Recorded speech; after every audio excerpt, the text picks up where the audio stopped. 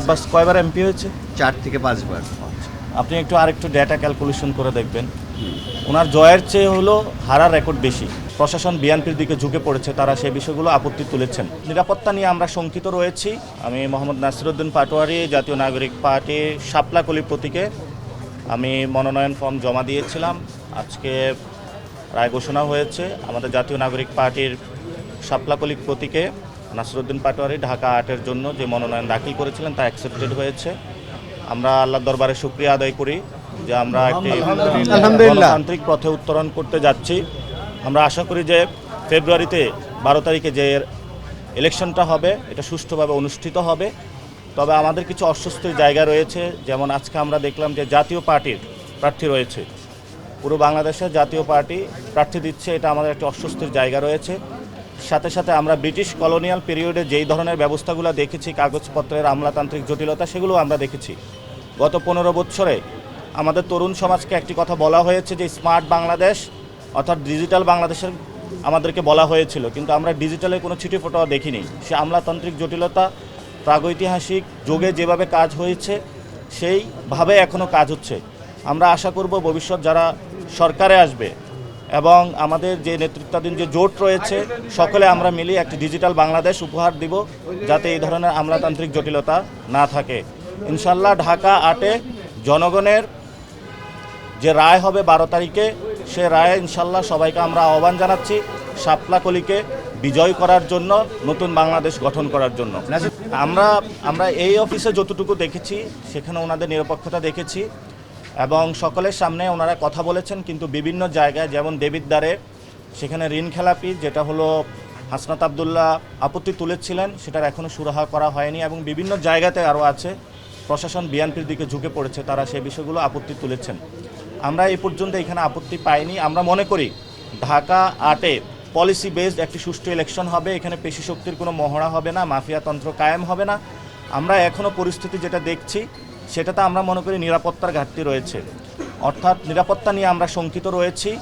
Mixer grinder ঝামেলা কমায়, সময় বাঁচায় এবং যারা আমাদের সাথে কাজ করছেন তারাও নিরাপত্তা নিয়ে শঙ্কিত রয়েছেন। কিন্তু প্রশাসনের দিক থেকে যদি ওনারা আরও অ্যাক্টিভ হন, আমরা আশা করি ঢাকা 8-এ একটি সুষ্ঠু ইলেকশন করা সম্ভব বলে আশা করি। আব্বাস কয়বার এমপি হয়েছে? 4 থেকে 5 বার। আপনি আরেকটু ডেটা ক্যালকুলেশন করে দেখবেন, ওনার জয়ের চেয়ে হলো হারার রেকর্ড বেশি। সো ইনশাল্লাহ এবার শাপলাকলি জয় হবে, আমরা এটা আশা রাখি, সবার উপরে বিশ্বাস রাখি ইনশাল্লাহ। আর জামায়াত ইসলামের বিভিন্ন জায়গায় তারা প্রার্থিতা দিয়েছেন, ইসলামী আন্দোলনও দিয়েছেন। আমাদের আজকে প্রিলিমিনারি একটি মিটিং রয়েছে কেন্দ্রীয়ভাবে। আশা করি যে কালকে মনোনয়নের যে যাচাই বাছাই এটা কালকেও চলবে, তো সেই ক্ষেত্রে 5 তারিখ পর্যন্ত আমরা আশা করি আমাদের এই বিষয়গুলো সমস্যার সমাধান হয়ে যাবে। ওনাদের যে মনোনয়ন ফর্মগুলো টিকবেন, আমাদের যেগুলো টিকবে, সেগুলো নিয়ে আমরা একটি সুন্দর যাত্রা করে সরকার গঠনের দিকে যেতে পারবো আশা করি। কিন্তু যাচাই বাছাইয়ের পরে যখন রেজাল্ট আসবে তারপরে আমরা দেখতে পাবো যে টোটাল কয়টি হয়েছে। অর্থাৎ আমরা এখানে সংখ্যাটা বাড়ানোর চেষ্টা করি নাই, আমাদের কয়টি আসনে ইনশাল্লাহ আমরা জয় ছিনিয়ে নিয়ে আসতে পারবো সেটা চিন্তায় করে দিয়েছি।